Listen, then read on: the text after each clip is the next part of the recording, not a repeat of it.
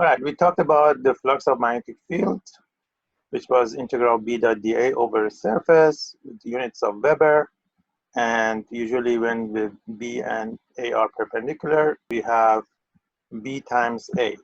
This is usually the case for us. And then we have Faraday's law that says EMF created in a loop is equal to the rate of change of the flux of magnetic field in that loop. And if you have n turns of the wire in a loop and flux going through each turn is phi, then E is n times d phi over dt. And Lenz law says that the induced current opposes the change of the original flux. We're going to talk about that quite a bit. This EMF is actually because of the electric field produced around the loop, and EMF is integral E dot ds around the loop. Therefore, Faraday's law can be written this way. And we talked about inductance of an inductor is n, the number of turns, times phi of B going through each turn from the current that is in it. So usually this phi is proportional to the current. But if you divide, what you get is the inductance, which depends on the geometry of the inductor. Unit of inductance is Henry, denoted by capital H, and the inductance of a solenoid is that. We talked about that before. And self-inductance, when the current changes in an inductor, there's EMF. The EMF of the inductor, EL, is equal to negative L di dt. And this negative sign just shows the direction, which is from Lenz law. It's a reminder of the Lenz law for us now. And then if you have an RL circuit, we close the switch on A, the current created and increases from 0 to the maximum of E over R, and with this equation, 1 minus e to the negative t over tau, where tau is L over R in here, called inductive time constant. And when you close the switch on B, then the current starts from the maximum I naught that it was, initial I naught that it was, and decays to 0. So that was the RL circuit, and then we said that the magnetic energy in a inductor is 1/2 Li squared, and that comes from the magnetic field actually that is inside the magnet. When you have magnetic field wherever in space, you have magnetic energy density in the space proportional to B squared. All right, so that was the things we said, and this is the first example I'm going to present today. So I'm going to outline these examples so that you have the solution you can follow from there. The rest will be easy. It says a small loop of area 6.8 millimeters squared is placed inside a long solenoid that has 854 turns per centimeter and carries a sinusoidally varying current I of amplitude 1.28 amps and angular frequency of 212 radians per second. The central axis of the loop and solenoid coincide. What is the amplitude of the EMF induced in the loop? So you may want to write down the information given. The area is 6.8. You usually convert to SI units at the beginning. So 6.8 negative 6 here, because millimeter is negative 3 meters, but millimeter squared becomes 10 to negative 6 meters squared. And then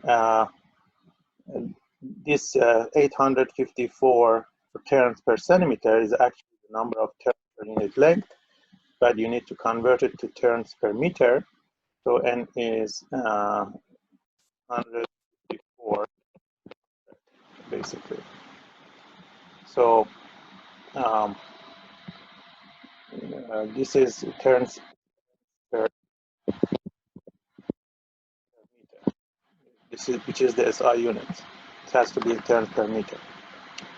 The current is I is equal to initial current times sine of omega t. That's sinusoidally varying current I with amplitude I naught equal to 1.28 amps, and the omega is So these are all the given values. It says, what is the amplitude of the EMF induced in the loop? So let's find the EMF. The EMF, according to Faraday's law, is d phi.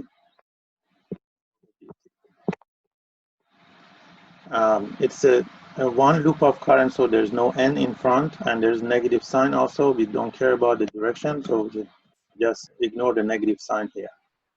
So phi is a times b, but the area is given and it's constant, so area comes out of the derivative. So E times dB over dt, and then B from a solenoid is mu naught Ni. So mu naught N are all constant, come out, right? But I is I naught sine omega t. So if you take derivative of that, then E becomes, so now you have this EMF, which is alternating cosine omega t, and the amplitude, this is the E max, or the amplitude.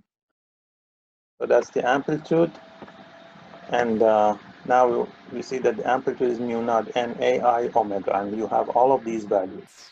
We multiply all these numbers together, mu naught NI, A, and everything, so you get E naught. You have all of these values. Okay?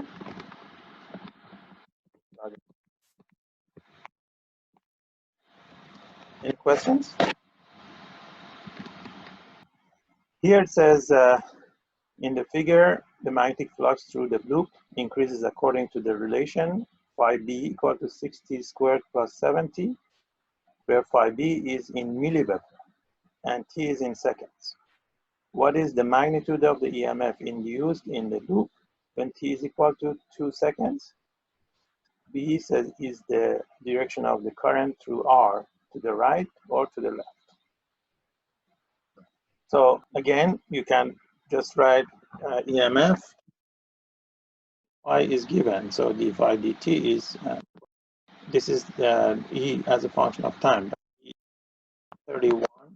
This was milliweber per second, so it becomes milliamps. So 31 milliamp is the EMF at t equal to 2 seconds. And then it says, what is the direction? B, the direction. You use Lenz law.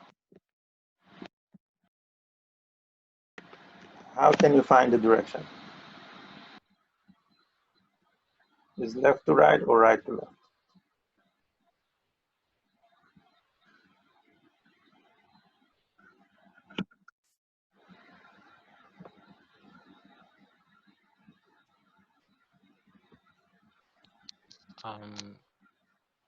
Would it be going to the left because the current is going clockwise?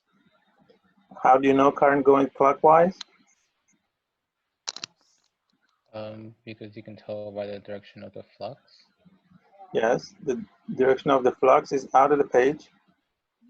And is it increasing or decreasing? It's increasing? It's increasing because you see the derivative is positive. So it is increasing out of the page. How do you use Lenz law? Induced current is in a direction that its magnetic field opposes this magnetic field or magnetic flux.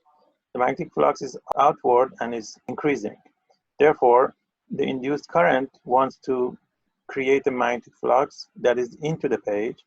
So the B field of the induced current is into the page. Therefore, you put your thumb in the direction into the page and your 4 fingers show the direction clockwise. So it gives you that direction and then translates into the current going in the left direction.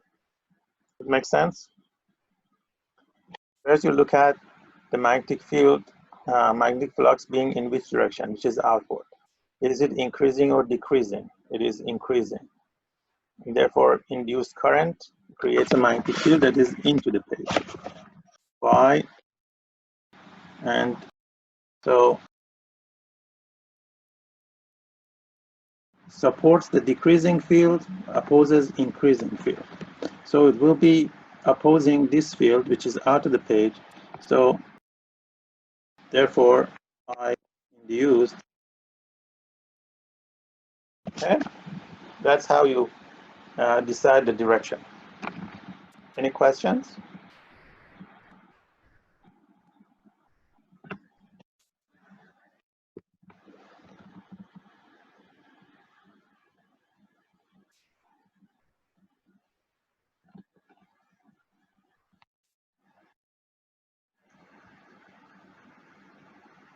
All right, let's go to the next one. There's 100 turns of insulated copper wire are wrapped around a wooden cylindrical core of cross-sectional area 1.2 times 10 to negative 3 meters squared. The two ends of the wire are connected to a resistor. The total resistance in the circuit is 13 ohm. If an externally applied uniform longitudinal magnetic field to the core changes from 1.6 Tesla in one direction to 1.6 Tesla in opposite direction, how much charge flows through a point in circuit during the change? So you want to find the delta Q. And R is given, and area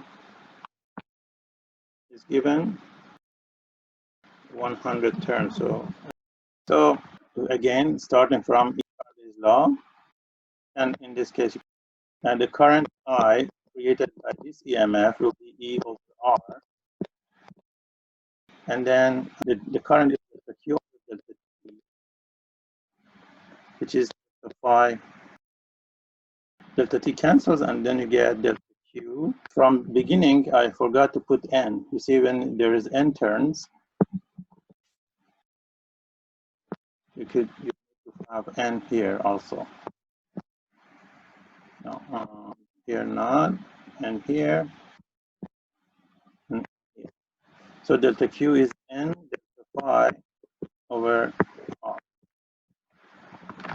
Right, so you have N, and phi is what? Delta phi is N delta D times A,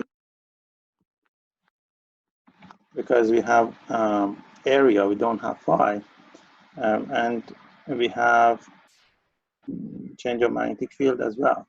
Area is constant, comes out, delta Q. Delta B, you see, B goes from 1.6 Tesla in one direction to negative 1.6 Tesla in that direction, or to 1.6 Tesla in the opposite direction. So delta B is actually 2 times 1.6. Delta B is final minus initial. So you have delta B, you have N, you have the area, you can calculate the charge going through this circuit. Any questions? All right, we go to the next one. Here it says the loop in the figure rotated about the y-axis, rotated about the x-axis, and rotated about an edge parallel to the z-axis. What is the maximum induced EMF in each case if A is 600 centimeters squared, omega is 35 radians per second, and B is 0.45 Tesla? So look at part A rotating about y-axis. If it rotates about y-axis as it shows, it is rotating that way. You can look at this from the negative y-axis. If you look at the situation from negative y-axis at some time, later time, this will be z-axis, this will be x-axis. The B field is in that direction. And at time t equals 0, the loop is along the z direction. You see it like a line like this. But sometime later, it is like in this direction. It's rotating around y-axis, which is perpendicular to the page. And then area vector in that direction, E vector, is y is equal to B A. Right? vector, this is A vector, the angle between them is theta. B dot A is B magnitude times A magnitude times cosine of this angle, theta. But because this is rotating at angular speed omega, theta is equal to omega t, because omega is delta theta over delta t, right? And starting from the theta equal to 0, get theta, you can write theta equal to omega t. So phi, and then EMF, B and A are constants, but we don't care about the direction right now, becomes like that. So the amplitude, the maximum induced current in E max is this value, because sine changes from -1 to 1. So the maximum value it gets is the number in front of the sign. So BA omega. So E max is BA omega.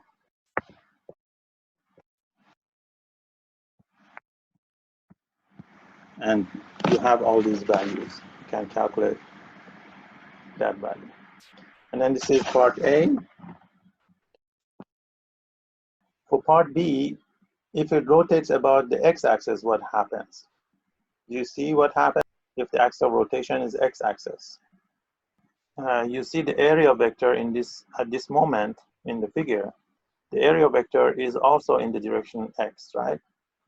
So the flux is B dot A, which is B times A.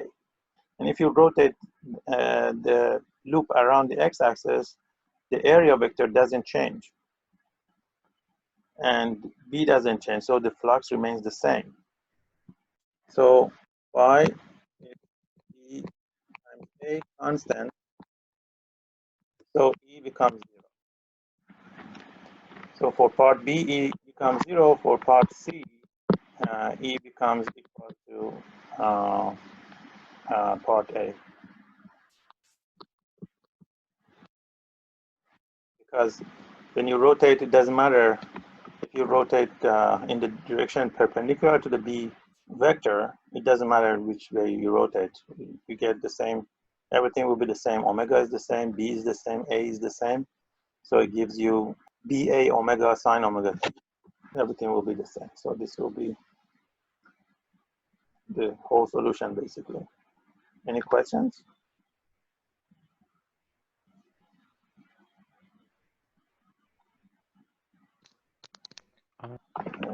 A question regarding RL circuit. In the figure, the inductor has 25 turns and the ideal battery has an EMF of 16 volts. Figure 64 gives the magnetic field phi through each turn versus the current I through the inductor. The vertical axes are set by phi s equals 4 times 10 to negative 4 Tesla meter squared, and the horizontal axis scaled by is equal to 2 amps.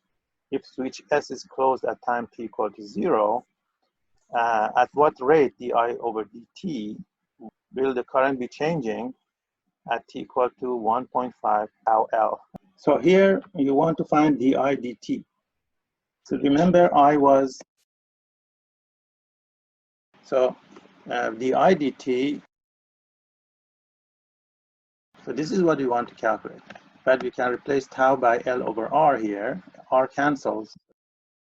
So in order to calculate this, at time t equal to 1.5 tau, you can just put 1.5 tau here, tau cancels, to get e to the negative 1.5. So that is easy. But you need to have a EMF, which is given 16 volts. So E is, but you need to have L. L is not given. L by definition is number of turns times phi through each turn divided by I. But then here, it gives a graph that we can find. You see, when I is 0, phi is 0. When I is IS, phi is phi S. So we can replace phi and I by phi S and IS. So here you can find L. So you find L, you find E, and you can calculate the IDT. Okay. Is there any question? Is it easy to follow now? So L is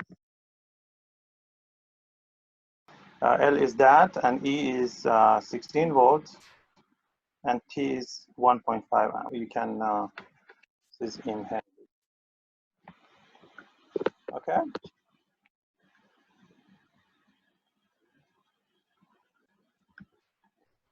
Here it says in this RL circuit, R is 4 kilo ohm, L is 8 microhenry, and the ideal battery has an EMF of 20 volts.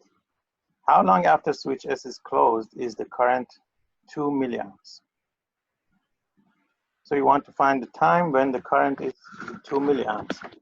You know the current is, and you have E, you have L, and you have tau is L over R. Right, and you want to find time when I is 2 milliamps. So you put 2 milliamps here. E is 20 divided by R, which is 4, negative plus 3, and 1 minus e to the 1 minus e to the negative. Okay, and then this 10 to the third and 10 to negative 3 cancel out. 20 divided by 4 becomes this whole thing becomes 0.4. I don't need parentheses anymore.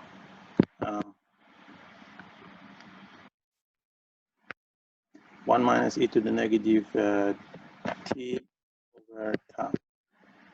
And then you can solve for t over tau, but tau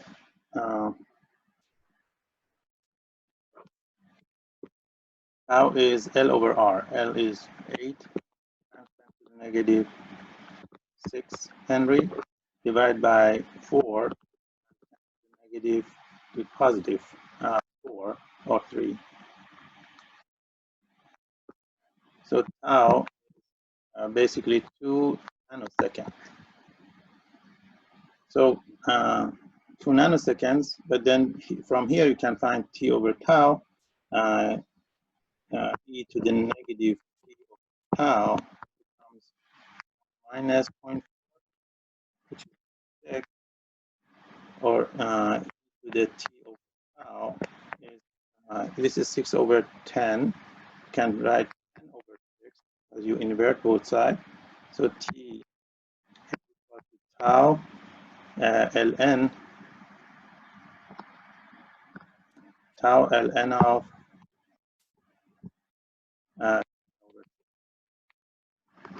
tau is 2 nanoseconds time ln of 10 over 6. Okay. Here is again another question about the same circuit. The switch S in figure is closed at time t equal to 0, initiating the buildup of current in 15 millihenry inductor and 20 ohm resistor. At what time is the EMF across the inductor equal to the potential difference across the resistor? R is given, and then we want to find time when V across the resistor is equal to EMF across the inductor. So you find each one and then set them equal to each other and find T. So to find each one, first VR equal to R times I, right? So that's R is equal to R E over R, so R cancels out. Comes E.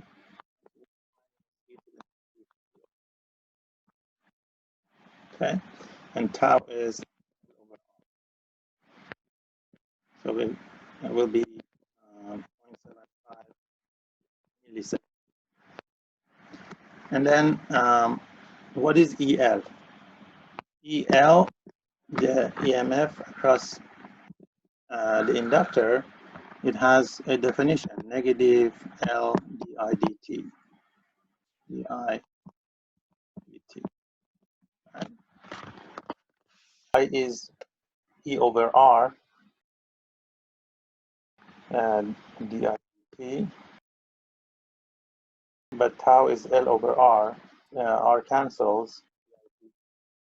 And then if you multiply by L, EL becomes, so you have this EL, you have VR. And you put the equal to each other, E cancels, then you get an equation for, so this goes over the next question. It says the same figure. Now battery is 12 volts and resistor is 20 ohm. Inductor are connected by the switch at time t equal to 0. At what rate is the battery transferring energy to the inductor's field at t equal to 1.61 tau L? So notice that L is not given, and therefore tau L is not given. What is it asking in mathematical notations? Energy of the inductor's field. That's the potential energy of the inductor, right? That's the potential energy of inductor, which is U that we had. And it's asking for the rate of change of this. So it's asking for du over dt. So from here, if you take derivative with respect to time, take derivative with respect to the current, which is Li times derivative of current with respect to time. And then you take derivative also.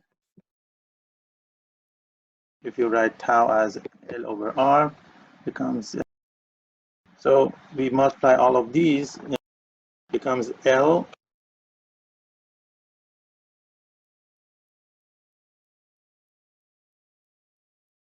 All right, so E is 12 volts, so you put 12 squared over 20 times these numbers.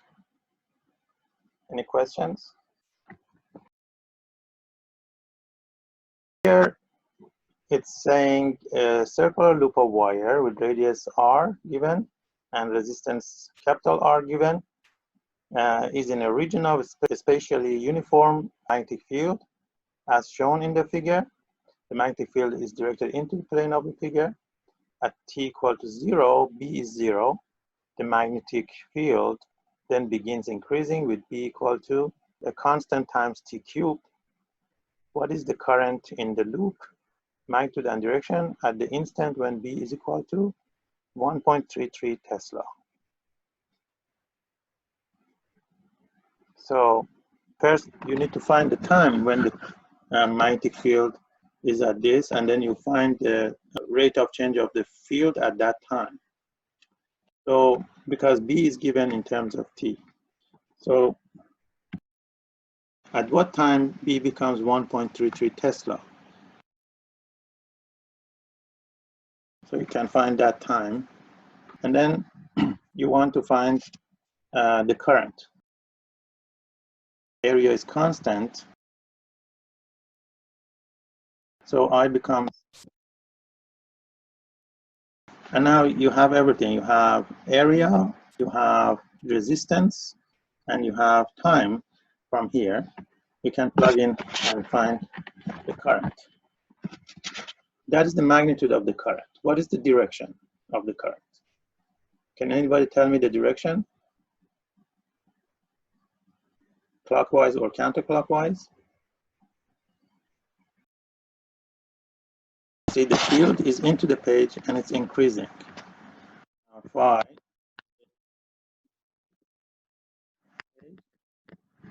and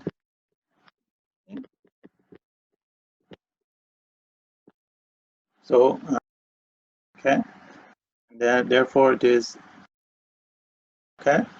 B induced is out of the page, therefore you put thumb in the direction out of the page. So if you use right hand rule, it gives you I induced. If you put your thumb in the direction out of the page, opposing that increasing field into the page, then induced current is counterclockwise. Your forefinger shows counterclockwise. All right. Any questions?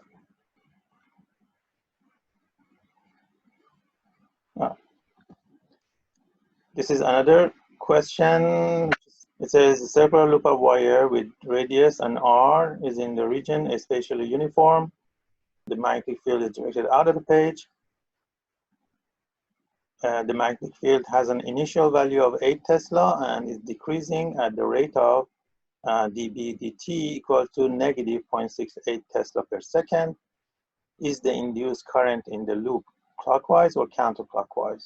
And then what is the rate at which electrical energy is being dissipated by the resistance of the loop? So first, the direction. You say the flux is out. So supporting, because it is decreasing, supports it. So it is also out of the page. Use right hand rule. Thumb out of the page gives you the I induced is counterclockwise. What is the electrical energy dissipated? Power is area is constant. It's just B is decreasing. So E becomes, because you're looking at you can just at the magnitude of this. E is area times D, right? And so the area is pi r squared times dV dt, which is given. So you get E, and power is R is given. R is 0.16 ohm. So you can calculate power very easily. Any questions?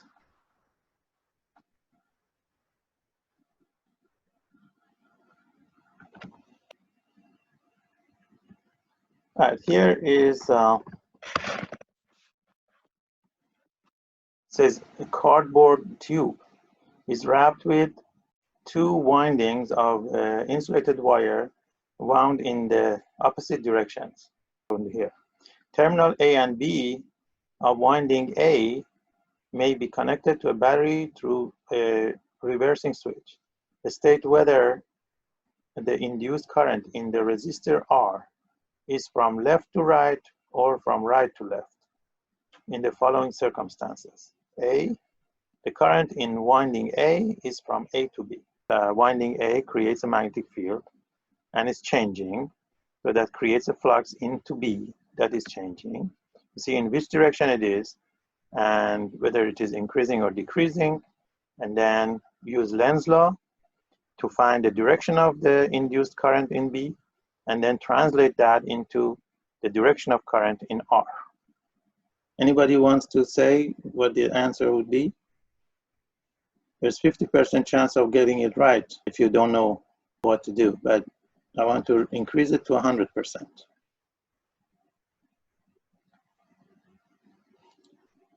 All right. See, the current in winding A is from A to B.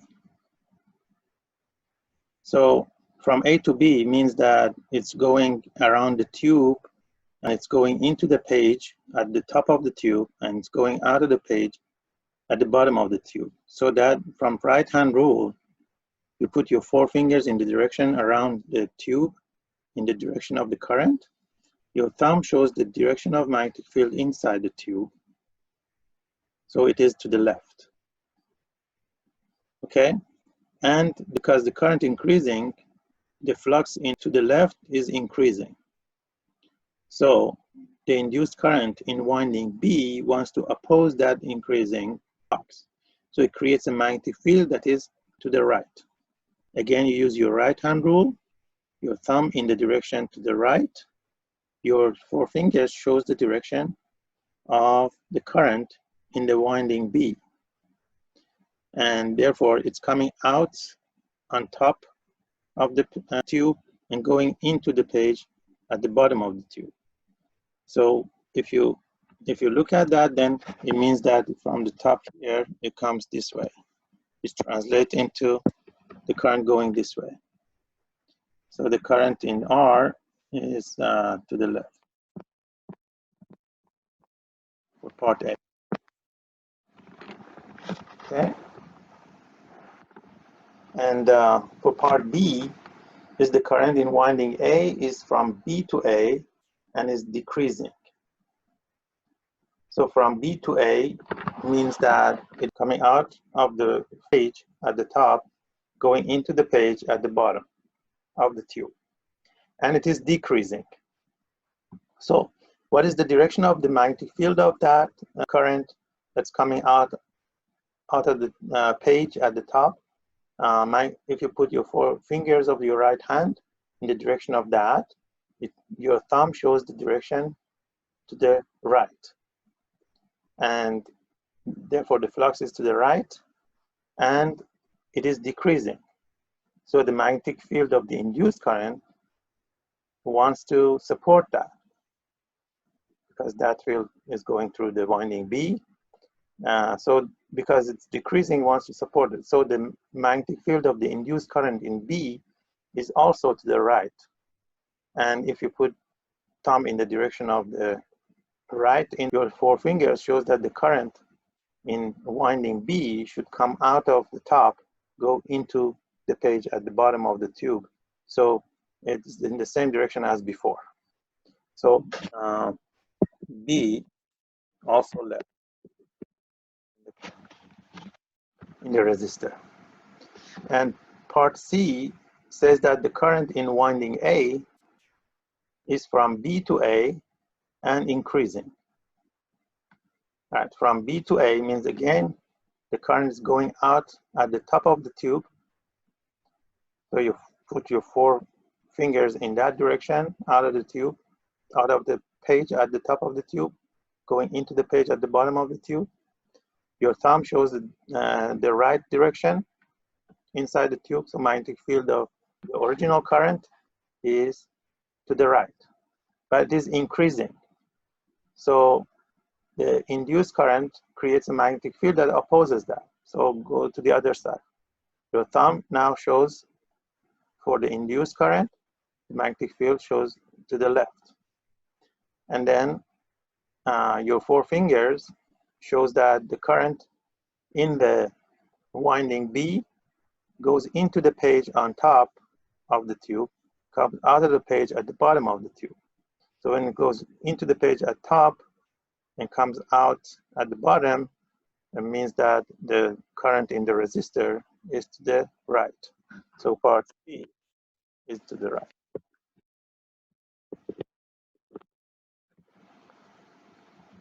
So this is how you figure out the direction of the current, induced current,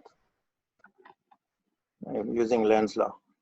Again, first figure out what is the direction of the original magnetic field and original flux, whether it is increasing or decreasing. If it is increasing, the induced current creates a magnetic field that opposes that. If it is decreasing, the induced current creates a magnetic field that supports that. Then using that and right-hand rule, figure out which direction the induced current is. Any question?